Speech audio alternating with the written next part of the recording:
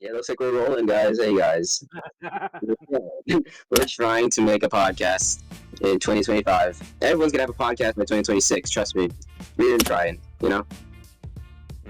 I definitely can agree with that. Yeah, I know. And you know what? That's fine. We can discuss whatever we want. And right now, we're trying to discuss about superheroes because why not? And it's funny. I mean, like, this is the year of superheroes. 2025 is definitely the year for both Marvel and DC, and it's definitely something brand new. But in my opinion, I feel a little bit more biased when I say this is definitely more Marvel's year than DC's. But I mean, DC has their own, they have their own different superheroes and their own superstars too. Because I mean, I think we only have 2 DC projects this year, which it's cool, but it's Marvel's year this year. No, yeah, I can see that. I can see like Marvel has a lot going for them this year. I was most excited for Marvel because of Daredevil, right? Now we have Fantastic Four coming out. It's a heavy year for Marvel, but it's also a big year for DC because I do feel like Superman is the biggest movie of the year. I'll say that. Hopefully, I don't know because Jurassic, all these Jurassic Park movies always seem to make $1 billion. I don't know how. Even with dinosaurs, I guess I respect it, but you know. I do think DC has the biggest. This is the most pressure DC has in a long time. Oh yeah, I definitely agree. I mean, I went to go see Jurassic World with some friends in 4DX. I mean, I thought it was incredible. If you guys want to check that out, I can put a link to it in the description. But I mean, I personally loved it. But I definitely agree. I think Superman might be the biggest movie of the year, but it's definitely going to be in competition with Fantastic Four First Steps. There's going to be some serious competition between Marvel and DC this month. Oh man, yeah, 100%. And I think that's what's going to lead us to our first topic about this podcast. We're getting in there, guys. Trust me, this is gonna be very little edits. Well, it depends on how much we want to make it edit, but right now we're gonna be moving on to our news section about the big week. This is the big week of Superman, and that's the biggest news of That's the biggest news of superheroes for this week is Superman. We got a lot of promo for Fantastic Four as well, and we got Ironheart, who we just released like last week. So there's so many different things going on at once, and I'm really excited to discuss it with you, especially with how we feel about Superman. Like how are we feeling? Are we actually nervous or are we excited? Are we excited that it's actually be good, or are we nervous it's going to be like, disappointing? I'm honestly really excited for this era of Superman just because that I loved Guardians of the Galaxy, I loved the Suicide Squad, and I loved Peacemaker. And honestly, I think that James Gunn has a great way of honestly reinventing himself. And he's reinvented himself from the time that he was at Marvel all the way up to now with Superman and with how Guardians of the Galaxy Volume 3 was. You could definitely see where he got his elements from DC, took into Marvel, and now he's going to elevate it even more with Superman. And with David Cornsweet's acting, I definitely believe that he is going to be this new era's Superman. Because I think for us, since we were in the 2000s, our Superman that we grew up with, I believe, was Brandon Routh's Superman from Superman Returns. A lot of other people's was Christopher Reeve. Rest in peace to my actual personal favorite, which is Christopher Reeves, and his was defining a whole generation right there. Brandon Routh was also generation defining for us growing up with that and the Spider-Man movies, the X-Men movies, and the early Fantastic Four movies. But this year, for this generation, for Gen Alpha and Gen Beta, it's definitely going to be David Cornsweet, and I think he's going to knock it out of the park. I see a lot of interviews with David. And I just, I remember seeing this guy fancasted for the longest time. And I remember seeing that in YouTube videos. And I'm like, oh crap, this guy looks like him.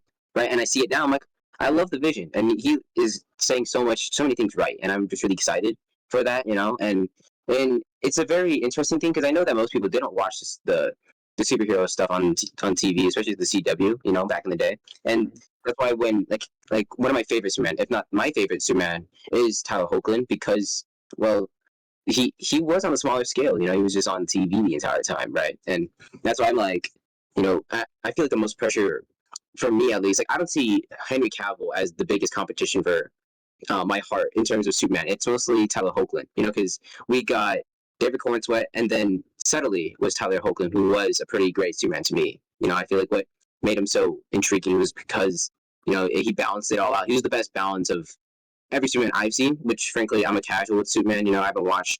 I haven't even watched Christopher Reeve's Superman. I'm guilty of that. I'm sorry. I haven't watched the documentary though. I watched that documentary. That was pretty sad. I won't lie. But I think it was interesting for sure. Have you watched what's that one? Dean Cain Superman. I've seen a bit, but I haven't seen everything. I haven't actually. I mean, a lot. I'll be honest. I haven't really watched a lot of Superman. So on my end, I haven't seen Tyler's version of Superman. I believe that's from Superman and Lois. I haven't seen that yet. So I am guilty about that. I've had recommendations of watching it, but I haven't gotten around to it. I'm more of the movie Superman, but I honestly feel like every single iteration of Superman has its own ability to shine and differ from everyone else's, which is what makes Superman such an interesting character.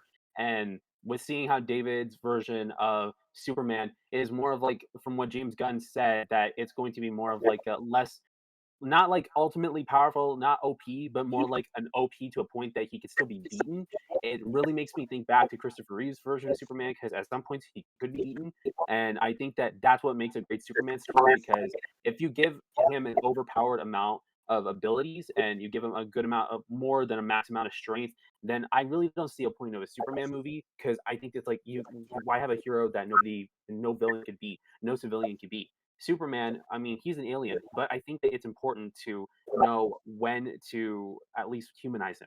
And I think this is going to be the one where I'm going to see like a humanized version of Superman in the movies.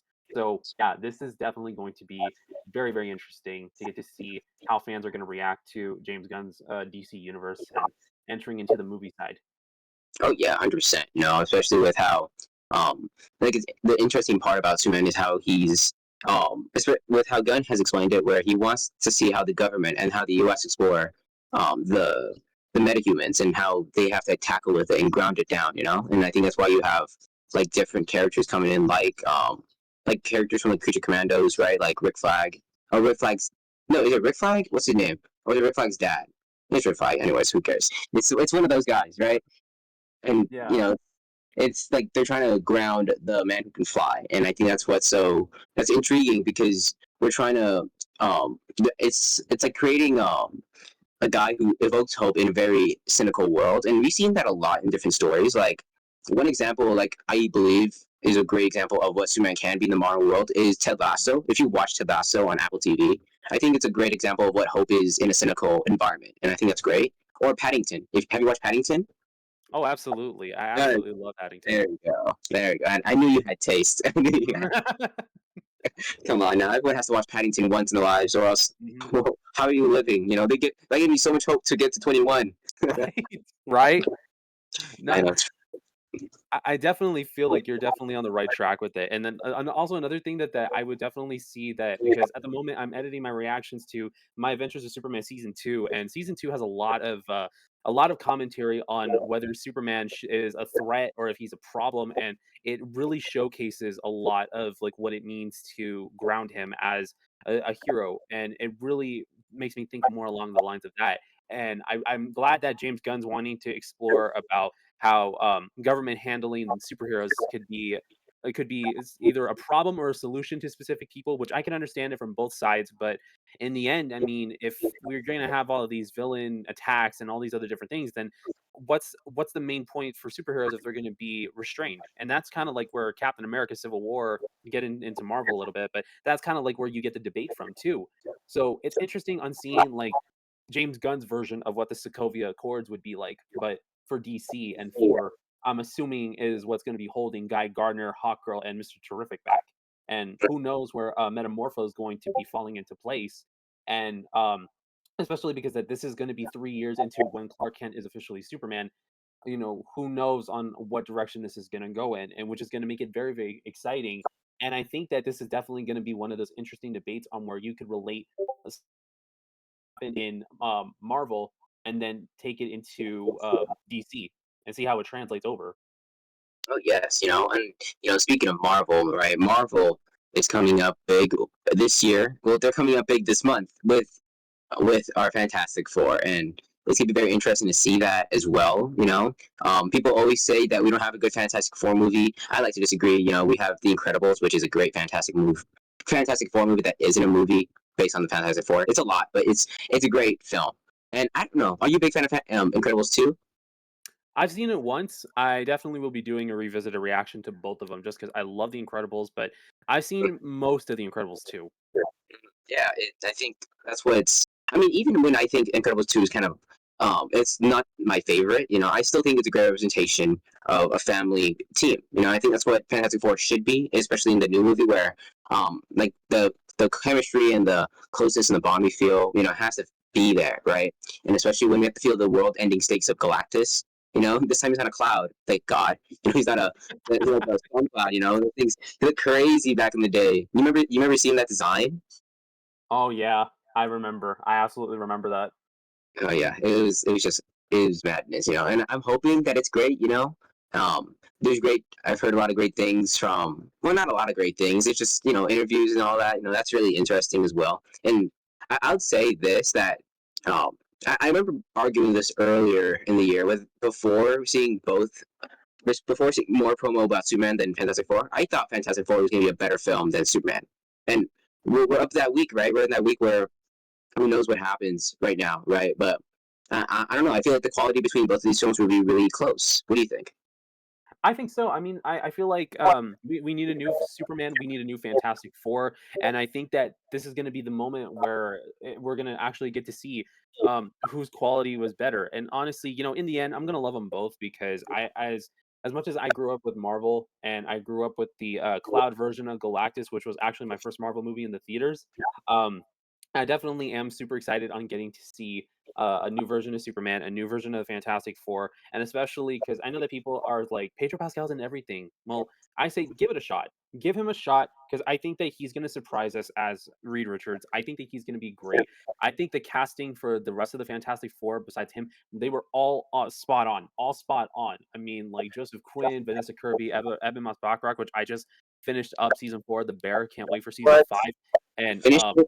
I finished it. I finished it, and honestly, him in the Bear made me way more excited for him playing the Thing in Fantastic Four because I honestly could see why Marvel and Disney got him to play this character. And now that we're getting the introduction to Herbie on top of it, which we never really had a true introduction in the movies before. This is definitely going to be the most comic accurate version of Fantastic Four. That it's going to be exciting, it's going to be adventurous, and it's definitely going to be a brand new thing that I'm so excited to see how they're going to jump from their universe to the secret timeline and just getting to see the mysteries. And with Superman, I just cannot wait to get to see these introductions to these other heroes that either we haven't seen on the big screen or we haven't seen them interact with each other and being in this brand new environment. I'm excited for both. I think they're both going to have the same amount of quality in the end. Oh, yeah, 100%. And I don't mean to bring up Superman again, but I feel like Superman is the most important project that DC has ever needed to make. I feel like, Mhm. especially now, because it's the start of a reboot, right? And, I love the Batman. The Batman was fantastic. It was its own thing, though. It's his own universe, right? There's a lot of stakes for this film because it's not just in its own universe, but it has to spread out and establish this new universe for a new audience, right? Especially for an audience who's still hung up on Henry Cavill, and you still have to explain away some things as well because you have to bring in Peacemaker, you have to bring in the Suicide Squad, James Gunn's old projects, and make them canon here too. It's just a lot. You have to do a lot of explaining. You have to jump into this new world, right? And you have to be effective with it. And that's why this is James Gunn's most challenging project, right? Because it's also not his wheelhouse. He doesn't do superheroes. I saw this one interview where he said that this is his first real superhero movie because his other films are more like ensemble galaxy operas, where it's just he's out here with a ragtag group of people like we have Thunderbolts, we have I don't know what's that one movie called where The Breakfast Club, right, where you have like ragtag group of team Right. people, they're just like mismatching, right, and that's why this is his first official superhero movie where he evokes that type of hope and that traditional hope, that Sam Raimi type of hope that we all love, right, and that's Mhm. why it's really important that he gets Superman right, and especially in this day and age where people be blasting you for saying that Superman was an immigrant. It was a character who is supposed to represent the immigrant's story and represent what it's like to be an outsider trying to fit in.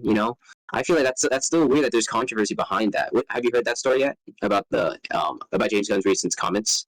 I have. I mean, honestly, I actually back behind that he was an immigrant. I mean, like he came from a different planet. Of course, he's going to be an immigrant. And honestly, that's another thing that My Adventures of Superman season 2 even and they even explored, and it hits close to home because I definitely agree with that. And I'll put it personally, my grandfather was actually an immigrant that came to the United States, and so I'm and my my grandmother was born in the United States, and I'm third generation. And honestly, from there, it hits me because with everything that's going on in the world right now, whether if it's economically, politically, socially, I honestly believe that Superman and Fantastic Four are definitely the movies that we need right now. Especially, we need messages of hope. We need messages of joy. We need messages of family and togetherness and unity. And I think that Superman definitely, he's definitely a reflection of it.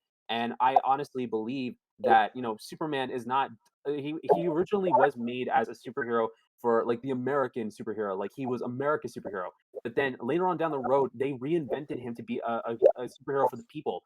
And it's better to represent superheroes for the people than there are for just one specific country, because overall, these movies and these comic books and these TV shows, they get put out all over the world. And I think that over time, more people are going to appreciate these heroes and this diversity from other different countries and other different places, and that's what makes them special. So Superman, I definitely can agree, he is an alien in both terms of immigrant status and also on in the country. But I also believe that he is the world's superhero. And you know he is, which I didn't even know about this, but apparently Kal-El is actually, I don't remember where I saw this, but I actually saw this thing where it's also translated from Hebrew to child of God. So I had no idea that it was an actual Hebrew translation. And finding out about that makes me think, oh, so the whoever had this idea, they really had the idea of him being like this actual beacon of hope. So of course I back with James Gunn's claims on it, and I think that he has the right idea. And I think with that, he really nailed Superman on the head. Like he really nailed his character and who he is. Yeah, definitely. From his comments alone, where it feels like he understands what the guy is supposed to be about, you know. And I think I want to add on to that where he said the child of God thing, right? Where I remember back in the day when people kept saying that Henry Cavill Superman was like Jesus, you know, where he did the whole like Christ imagery and all that. And honestly, I feel like the better representation of Superman is more like Moses. You know, Moses is a more of a accurate guy because you can't really compare a perfect guy to Clark Kent. Clark Kent's a good guy. He's not perfect though. You know what I'm saying? So, but Moses is more of this guy who you understand this guy's background. You feel for this guy, but he also is a guy who's filled with hope, and he's imperfect, but he's still searching to be more hopeful. And I think that's why Clark is, and I think he's also an immigrant in that way as well. You know, so that's why I liked that correlation a lot better than the Jesus imagery, because I don't think. I feel like they're not just heavy-handed, but it felt unauthentic to the character of Superman. Because if you make Superman the Messiah, that means it just puts so much pressure on a guy who's just trying to do good for the sake of being good, you know. And I think that's what Zack Snyder got. I wasn't a big fan of, you know. That's frankly me. You know, there's a lot of these Snyder guys are gonna snipe me from across the street. Who knows? Because these guys always be somewhere, you know. I mean, I agree with that. I mean, I'm the same way. I mean, look, if Zack Snyder fans are going to get mad at me, they can get mad at me too, because honestly, I do see the representation and the correlation between Moses and Clark Kent. Because if we look at the facts, I mean, both of them were sent away from their homes. Okay, both of them, one from a different planet, one from their homeland. They both got discovered by different families. One that was royal, another one that was more of the commoners. And they were both being brought up in their specific ways of life. At one point in their lives, they make that decision of leaving because that they needed to discover where they came from and who they were. They both were then taken to this point where they rediscovered who they were. With Moses, it was God with the burning bush. With Clark Kent, it was the Fortress of Solitude. They ended up becoming the people that they were destined to become, whether one through God and the other one through the Fortress of Solitude. And both of them have so much correlation between each other. And Superman's a person who fights for the people. And I'm not even going to use Alien for Superman, because honestly, Superman is a genuine person. He's more of a person than anyone can ever give him credit for. And same thing with with Moses. Like he's more of a person than anything. Like he has more human characteristics than all other human beings were back in Egypt when the Egyptians were keeping the Jewish people over as slaves to build their empire. And both of them were for the people and fighting for them. And there really is such a deep correlation between them that it definitely makes me a little bit upset when they try to say that Clark Kent slash Superman is more of like a Jesus Christ figure, because you can't compare somebody who still has flaws to somebody who was already who is perfect. Correction there, forgive me, Lord. But say, let's see, this is exactly what I'm saying. Like even me, I'm a Christian and I make mistakes too. So I can't. So the thing is that it's definitely important to see. I get why that they're saying what they're saying, but the thing is that just because you're all powerful does not mean you're going to be perfect. I mean, I don't know if you just recently saw the clip from Superman of with Lex and Crypto, or at Oh, least with the yeah, right. he got That over crypto. Well, rest in peace to crypto. He's alive. I know that. he's definitely alive. But that moment right there is definitely like a point in the Bible where if you remember in the Bible where it says that when Moses was leading the people out of the promised land and that God told him to tap on the rock with the staff, he got upset because that everybody was just making it more complicated for him to the point that he hit the rock instead. And that's why he wasn't granted to the promised land later on. With Clark, with having for him to get upset about being about where's crypto and about to pull a John Wick moment on Lex Luthor all of a sudden, he saw that it was on film and he knew he was being filmed and he had to like, okay, calm down. This is exactly what I'm thinking. That exactly you have the right mindset, and I definitely feel like with this, it's definitely something that's going to really build upon this iteration of Superman and why I think he's going to be the next generation. Like I think from this, he's going to be as good as Christopher Reeve's version. I'm just going to put it out there. Oh, I absolutely agree. I feel like he needs to be that beacon, that guy who people can unite behind, not be divided by, And I feel like evidently that's what Henry Cavill Superman. I love Henry Cavill. Henry Cavill's a gorgeous dude. Nope. Not pause. We'll scrub that in the edit. But he's a great guy. He seems like an awesome dude. I remember seeing so many great headlines about him going with his nephew and proving that his nephew had an uncle who was Superman, and that's great. That's he felt more like Superman in that moment than he ever did in most of these movies. And I feel like that's what it is. It's about the small moments that matter here, and I think that's what's awesome about David Cornsweat. He cares so much about a dog. He cares so much about every living being. Right. Same thing as my boy Tyler Hoechlin. That's why I love him because he cares so much for the little things. And I think that's what Superman is. He's a grand character who cares so much about the little people. And I think that's what's awesome about this guy. And yeah, I feel like we've went too far down the tangent of Superman, but hey, it's his week. It's his week for the next couple of weeks before Fantastic Four comes out. Inevitably, we're going to talk about Fantastic Four soon. Which I mean, also, we could also talk about Ironheart and the discourse behind Ironheart as well. I don't know much because I haven't watched the show, and I feel bad, and I don't want to give any ill take. So honestly, you could say what you thought about Ironheart so far. So I've only seen episode 1. I have my reaction up if you guys wanna also check that out. But from my take of it, I actually really like the way how Ironheart's going because it hits me in 2 different directions to where I don't wanna give any potential spoilers away, but let me just say, for those who are in engineering, this is gonna hit you, especially if you had hard times in engineering in college. It hits you if you lost a loved one because it does play on both of these things. And honestly, for me, it really made it a little bit more difficult for me to get through, not because of how bad it is, because it's not a bad show, but it honestly hits me harder because as someone who's still trying to grasp the fact that I've been out of college for 2 years and I lost my grandmother almost a year ago, which is insane to say, it definitely makes me wanna take this one slower, and from unfortunately, I hate to say this, but I actually had some parts of the ending spoiled me, uh, and that's not great. Um, I do kinda have an idea of where it's going to lead to, but from that, it made me really think about my own personal reflections. And this is going to be more like a Bible study slash reaction because there's so much to talk about from what I've got the rumors and the gist of.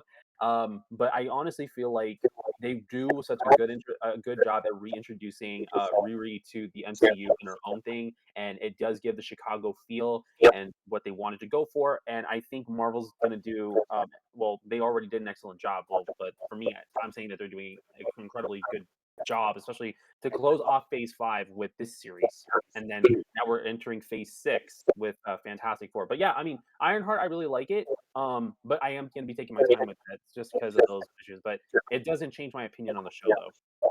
Oh yeah, 100%. And frankly, like the only thing I've seen about the show is the discourse behind all of it. Right? You're gonna expect all those people saying like crazy racist stuff or crazy like bigoted stuff. It's just unnecessary. You don't want to give attention because people feed off that. They feed off the hate. They feed off all that bigoted stuff. And it's just a waste of time to even tune into that. Right? One thing I mean, I haven't really seen much. I've seen some promotional stuff, but I've seen like the Iron Man bits to it though. I've heard little bits of the Iron Man connections to it. And from what you've seen so far, is it like really strong Iron Man connections to it, or is it like kind of like vague? Like okay, it's a home story with Iron Man in the background. I think it's more of that. It's more like an in between. There are direct things that it connects to Iron Man in some way, but from what I've heard, there are some actual direct connections to like the first Iron Man from what I've heard. And that there are also elements of that this is her story because there's a lot of things that I could say from episode one, but I don't want to spoil it for you. But all I could say is that this is her story, but there are also direct connections to Iron Man. But they do blend it in a way where it doesn't feel like one is more overlapping the other. It feels more like they're actually complementing off of each other to build a brand new legacy for Riri in the MCU and trying to kind of differentiate away from the main comic line and from like the Marvel Rising specials that were on Disney XD. So I think this is definitely a nice way of bringing her story into the MCU and bringing this new change. And I don't know much about her. I don't read comics, but this is like a nice step onto learning on who she is and where she came from and what her story is. Amen to that, dude. And I think that's why a part of me, like I've seen great people, especially in our Discord server, promotion down in the link below. Um, I've seen great people talk about it, and they are actually promoting it a lot. They love it. So I'm like, okay, maybe I give it a try. I trust their taste. So we'll wait and see for sure. I have a lot of shows on my slate, but I don't know, man. Something could pop up and like shock me for a whirlwind. And speaking of shocking, we're gonna be shockingly changing the subject because I'm not good at segues, but we're gonna be changing the subject to our hot take segment. And one thing I really want to talk about, especially with this new reboot of DC, especially with Superman coming out, is the failure of the old the old reboot and what they try to do with the cinematic universe, which was the DCEU.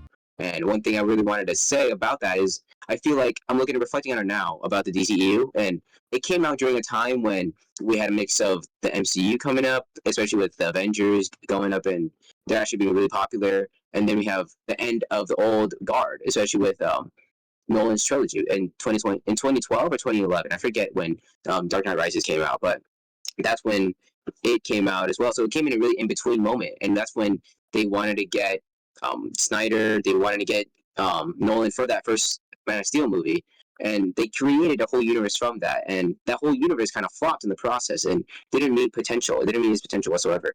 And I feel like one thing I'd say about that, and like one bold thing to say, is that the DCEU failed because it came with Nolan's. It came after Nolan's trilogy, and they're trying to emulate what made Nolan's trilogy so well. But I feel like it took it a step too far and honestly tainted and what made the DC movies so. It kind of tainted the legacy of DC, you know. And where they say DC is dark and broody all the time, I wouldn't agree with that whatsoever. What do you think about that take about Nolan's trilogy kind of ruining the DCEU? I think from my personal experience, I mean, as I actually experienced the DCU first and then the Dark Knight trilogy when I was about, I'd say 21, 22, I would actually say that I think people were so loving the Dark Knight trilogy for how bold and how insanely creative that it was. Just because I think that once the Dark Knight hit, that's when everybody was got hit by a freight train from DC and thinking, "Whoa, they could take the dark, brooding route." And I think that Zack Snyder on his end was trying to.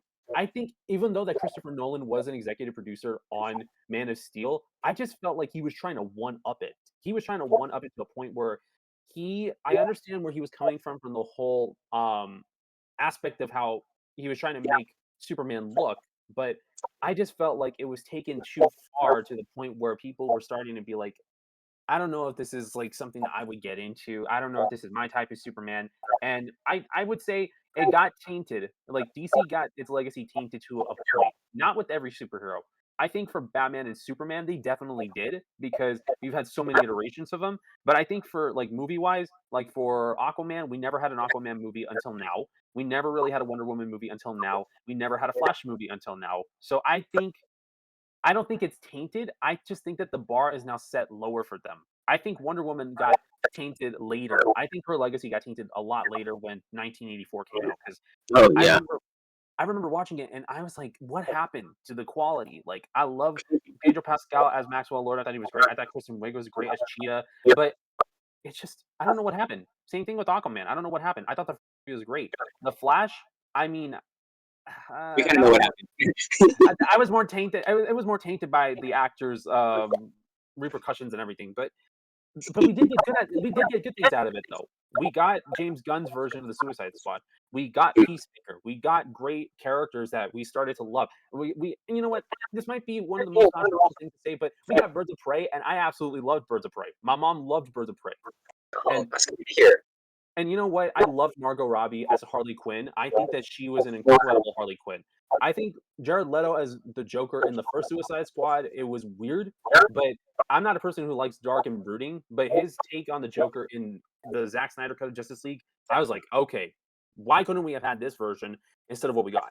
So, I think certain characters, it raised the bar for them. It gained popularity, but other ones, like the known ones, it gave them more like a falling out, which is sad to say.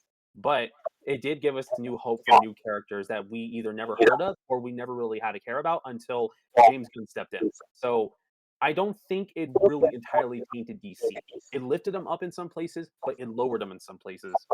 Yeah, I can get that. I can get behind that too, you know. And I feel like the DCU is just missed potential. Frankly, you know, it's just so many different things that, like the casting of some of these actors and in these roles, like Ben Affleck as Batman is kind of a genius move, you know. I like Ben Affleck as an actor, and he fits well for that dark brooding role. But I wish that my main problem with the DCU was that it was focused on deconstruction of an icon, then reconstructing it, you know.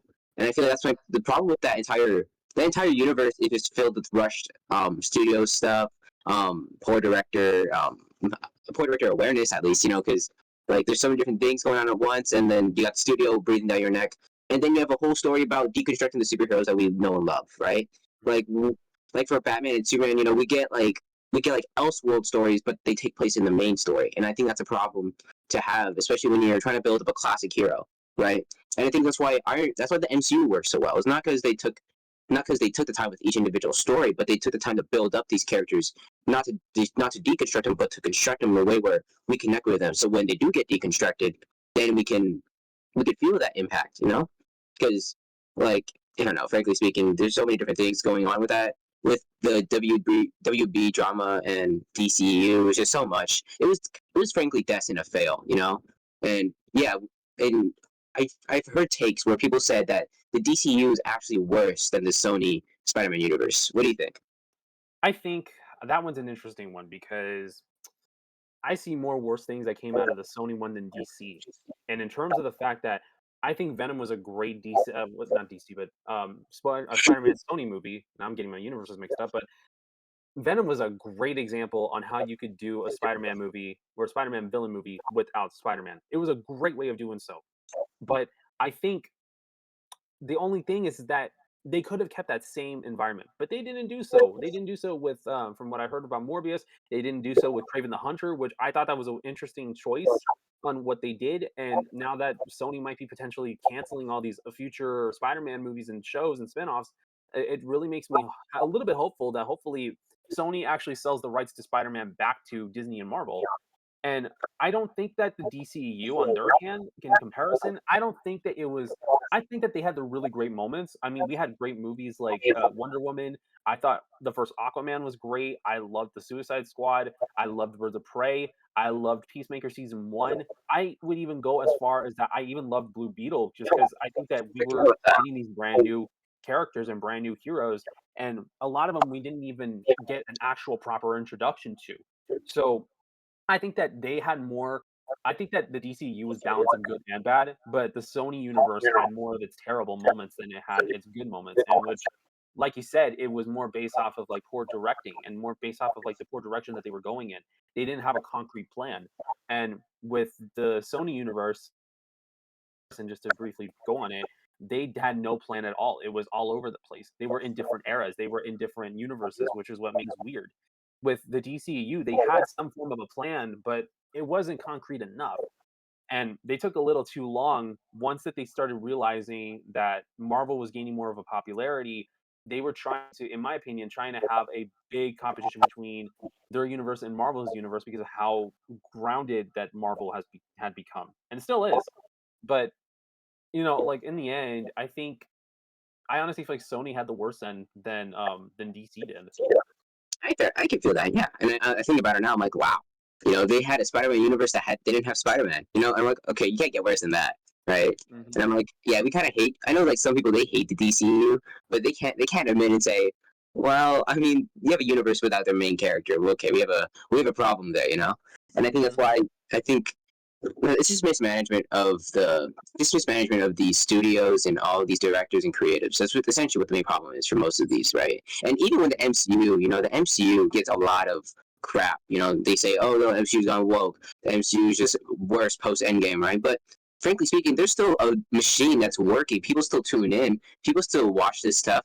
Even even the MCU's weakest box office return, which is I think the Thunderbolts, I guess. No, not Thunderbolts, but like the Marvels. Marvels. Yeah. And we got Thunderbolts like making only it didn't even make 400 million, I think. But even if like you still got people adoring these movies, like I know you love the Marvels, right? Oh, absolutely. I thought that the Marvels really felt like an old 2000s superhero movie that I saw when I was a kid, and it just brought me back great memories. And honestly, speaking about Thunderbolts really quick, I'm actually disappointed that didn't even meet the 400 million because that movie was fantastic. And I know. I don't understand why people, even Captain America had a poor box office at a little bit over 400 million. And it's like really they don't know like how to appreciate a good story at this point. Like it's true. People they criticize for the CGI, for racism, for sexism, and it's just terrible. It's just my boss and I were talking about it at one point. He said, just go into the movie, just go in with an open mind, and just call it a day. If you liked it, you liked it. You don't, you don't. But don't base it off of any of these points where it just seems pointless. Amen. Yeah, no, it's really sad to see like some of these stuff like flop because people are sometimes people are like I don't like it because I don't want to watch it. That's fair, but some people will just making baseless claims about some stuff, and it's so draining, and I don't want to pay attention to that no more. It's just sad that Thunderbolts didn't do that well. It's not Fantastic Four. Captain America didn't do that well either. Not even like Daredevil, Born Again. It apparently didn't do that well, performance wise, at least. Apparently, with the like TV ratings and all that, it didn't do that well. And I'm like, yeah, that sucks. But at least we got Superman and Fantastic Four, so that's the hope for the future. You know what I'm saying? And I think that's why we can really talk about one of the big things about, or actually, we can actually make a hot take for this week. This week is the big Superman week. So, what is your biggest theory or biggest hot take that we could have for Superman or the discourse behind Superman? What are we thinking? I'm thinking because I'm basing this also off the Peacemaker season 2 trailer that we got. I kind of feel like the whole Justice Society of America type group that we have with Guy Gardner, with Hawkgirl, and with Mr. Terrific. I have a weird feeling that because we saw Sean Gunn's version of Maxwell Lord in the trailer, I believe that this is basically going to be a government funded superhero group, and that this is going to be like the moment where that's where we're all into this the debate about whether superheroes should be grounded or not. And there's a lot of take on that within the believe I don't know why, but I just have this weird reason that it's going to be that since this ties into Peacemaker season 2, I believe that it's either Lex Luthor who's going to be having Rick Flag Sr. recruited to try to take down Superman, or it's the other way around because in Peacemaker season 2, what we see is that Rick Flag Sr. is going to try to get revenge against Peacemaker for killing his son Rick Flag Jr. So I think that there's somewhere in there where it's basically all about control, it's about money, and this is where it all goes down. And with Lois's journalism, kind of like in my opinion, with the interview that she was having with Superman, I get it. She's a hot reporter in the terms of like she's right on the ball, not in terms of beauty because she is beautiful. Yes, Rachel Brosnahan is beautiful, but in the terms of whatever, she's got everything. Let's give you a clip. No. Oh no, that's gonna tarnish my family friendly legacy. I can't do that. No, so I think that with how Lois is just like she's what's the word? She's a determined reporter that she's hot on the ball and that she gets everything done and she gets her stories in. I think that with the reporting that she did with Clark, when he actually addressed the interview as Superman, I don't know if those are questions that she came up with on her own or if it's these ones that Perry is making her give out so that way to at least have like a juicy story, kind of like this J. Jonah Jameson type of thing with the obsession over Spider-Man or give me that picture of Spider-Man type of thing. Damn. And I just feel like there's something there that this is all about money. This is all about power. And I mean, if Lex really wants to, have Superman controlled, why is he needing the engineer Ultraman to take him down if he's against metahumans? So that's what I don't understand. This is all about money and control. So I definitely feel like there's something there that it's not adding up. And either Rick Flag Sr. is in on it, or he is seeing this plot that's being unfolding. that it's not clear to him. So it's something that I think that this movie, which I can't even get a good decent theory because the trailers never really gave a lot. And I that's a great thing about it is that it makes me think, are we like what is this plot? What is this plot of the movie? Like, are we getting an actual plot when we see the movie or in the trailers? And I hope that this is what DC does for the rest of their movie trailers and for their shows. I know, absolutely. I think vibes tell a lot. You know, vibes are a big thing about from trailers because, like, I remember the Batman trailer when it first came out. We didn't know a thing about that trailer, and I didn't get any like plot details or stories behind it. But I love the vibes. I love the action choreography. I love the brutality. I love the tone. And I'm like, I'm sold. You know, you don't need to tell. You don't need to spill everyone about the story about like, especially in this trailers. You don't need to spill everything, but you can just tell them that this is what our story. This is how it's gonna make you feel. This is how this tone is going to be, and this is how it's going to be done. And that's what Superman did with their trailer. That's what the Batman did with their trailers, and that's why it's so great. That's what the great trailers. You know, trailers are the best ways to hook you, but they don't tell the entire story. And I think that's what's awesome about these trailers. And we'll see what happens with Superman. I feel like one thing I had like my main thought is with the Ultraman. Ultraman's like the guy with the mask on. Of course, people are gonna be questioning who's the guy under the mask. Some people thought like Henry Cavill was under there. Like, oh, that'd be hilarious. You know, that'd be such a troll move. Like, Henry Cavill is back as Superman's clone. You know, not as Superman, but as the clone. You know, and I'm like, that'd be funny. But it might be Yeah. just like but again. You know, he might be in there twice, which makes sense. I don't blame him.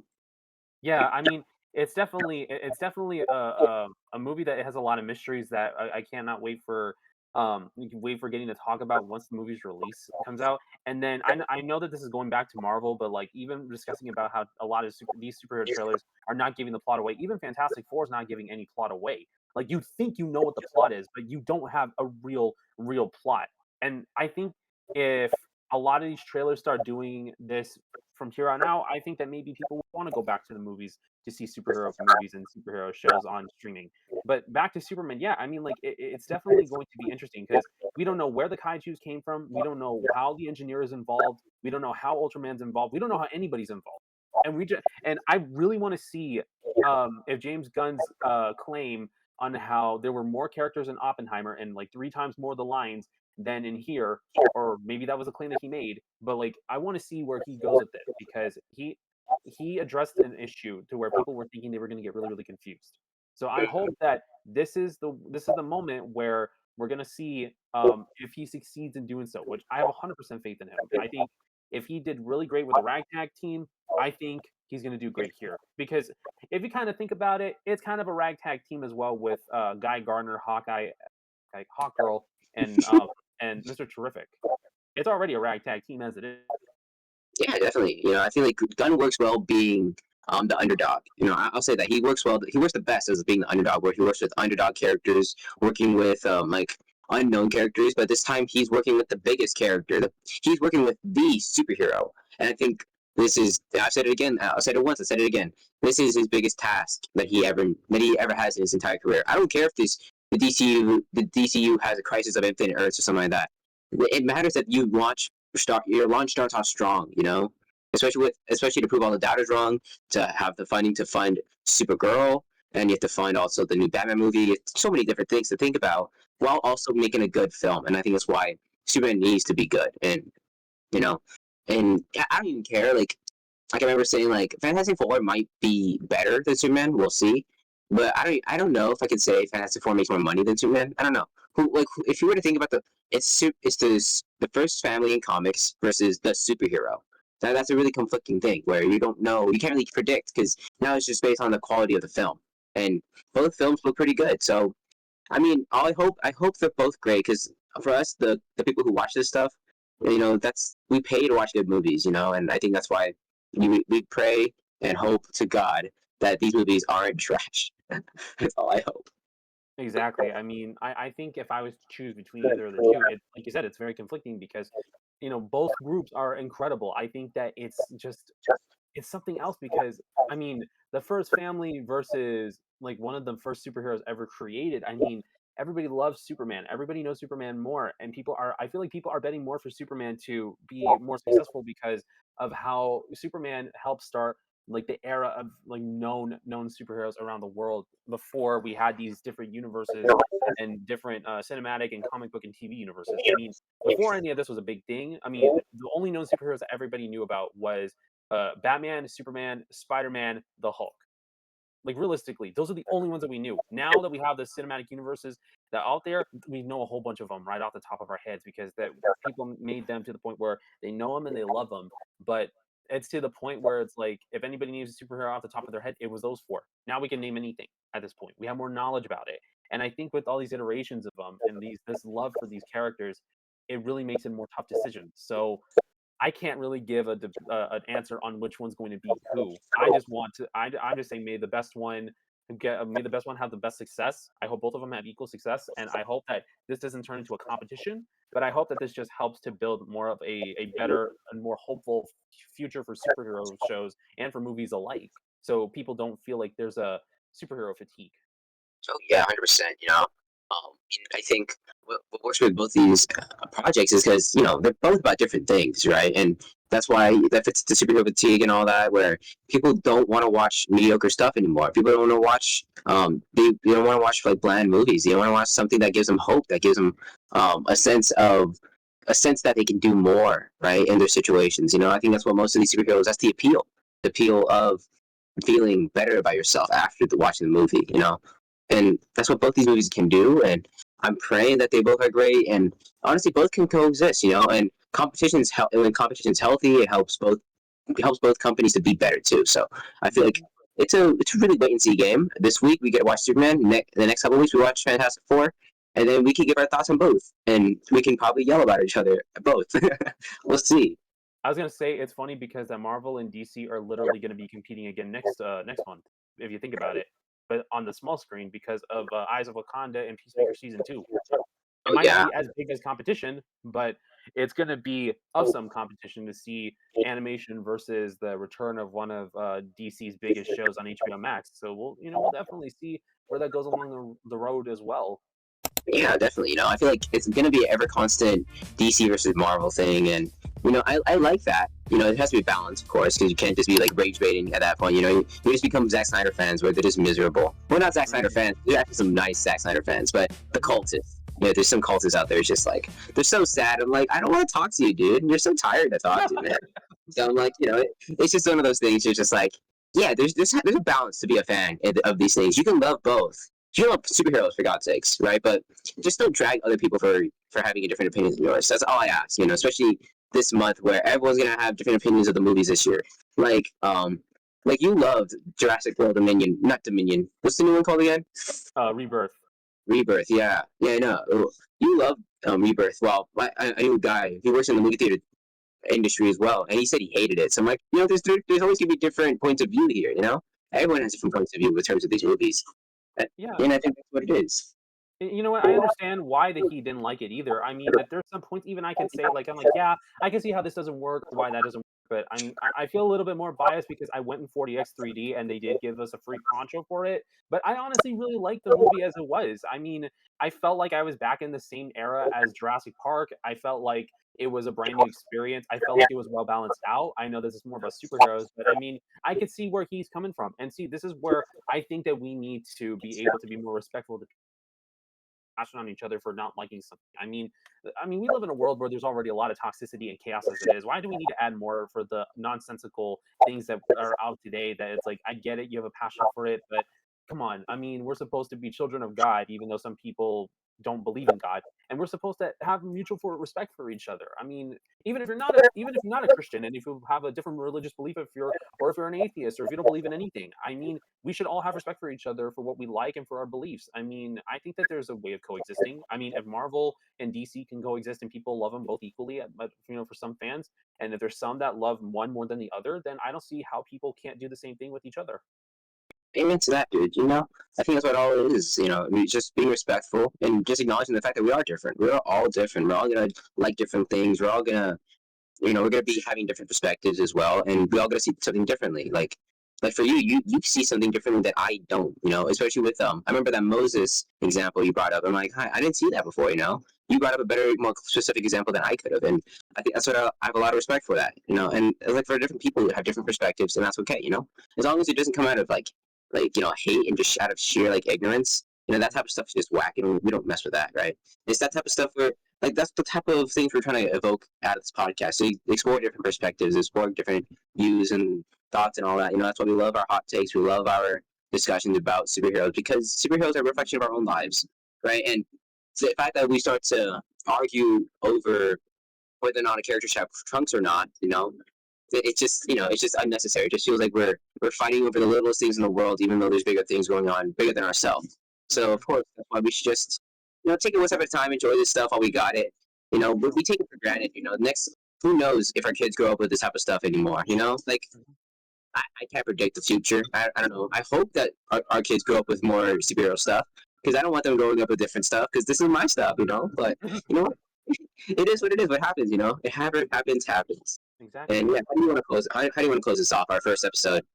I just want to say that it's been awesome getting to do the first episode and getting to talk about things that we love, superhero wise, and just anything that we love in general. And I feel like it's great for us to getting to do discussions like this and being able to see our difference of opinions and also being able to not conflict with each other, but instead just build off of each other's opinions and ideas. And it's just been a lot of fun getting to do this and getting to talk about things superhero related and even non superhero related and getting to tie in everything that we've known and loved over the years and everything that we were taught in our beliefs, in our ideas, and in our likings, and being able to complement each other on this. And hopefully, when we get to this later on, and if we get to any guests on the podcast, I will definitely be excited to getting to hear our guests getting to speak what their thoughts are and getting to see how we'll be able to get to expand upon it. And it's been such an awesome pleasure, and I can't wait to get to do this again. Amen, dude. Yeah, no, I'd love anyone down in the comment section below. I'd love to hear you guys hot takes about stuff. We'd love to have anyone on. We would love to chat about different stuff. We'd love to have fun. That's the entire vibe we're going to go for. And yeah, we hope to expand this podcast even more. We hope to, say some more stuff, even if it don't make half sense. And mostly on me. I don't make sense half the time, right? But I think it's just a lot of fun overall. It's just a wait and see, and I hope that it works out and it helps us with content. Trust me, it'll split us up in the next couple of weeks because this is an hour-long video, and trust me, we can split this up within 5 segments, and that's some good content. Hopefully, crazy to say though. We have to say something wild every segment though, so we know that's our segment. That's one segment. That's the other segment. Like, oh no, James Gunn just gunned down the DCEU, and something like that. It's just wow, Definitely. Yeah, this is fun. Any last bit you want to say to the people watching? I just want to say thanks to you for the idea about this, and also thanks to everybody out there who watched and enjoyed and get to interact down in the comments. If you guys want to check out any of our videos or any of our individual channels, depending on which one it's on, please feel free to do so. We'll have the links to both of our channels both down below. We'll also have the links to our Discord servers as well. Feel free to get to talk to and DM us, or even just get to go to our group chats and be able to just get to hang out. Feel free to do so. If you guys have any ideas for videos, or in my case, if you guys have any reactions ideas for me, superhero wise or non-superhero wise, let me know if this is on my channel, if it's on ReelHooperKnowledge's channel. If you have any ideas for videos for him, go ahead and let it down in the comments. We'll definitely be able to get to those comments as quick as possible in getting to get these ideas up and rolling. It's been such a pleasure on being here, and you guys have been totally awesome. Amen to that. Shout out to the people who are watching this. Honestly, it might start off small, but that's okay. You take one step at a time, and it's just a lot of fun doing this and chatting with you, and hopefully chatting with more people soon. It's just gonna be a lot. Check out all the Discords. We hang out. We talk a lot of crazy stuff in the Discord. So trust me, we can talk it up a lot better down there than it is in the comment section. So yeah, it's just gonna be a lot of fun. Hope y'all stay tuned for more. And hope y'all enjoy this. It's something new we're gonna try, and hopefully it works out. All right, thank you guys for watching. Yeah, thanks so much for watching, you guys. See you guys in the next one. Stay safe. God bless you all, and thanks again for watching.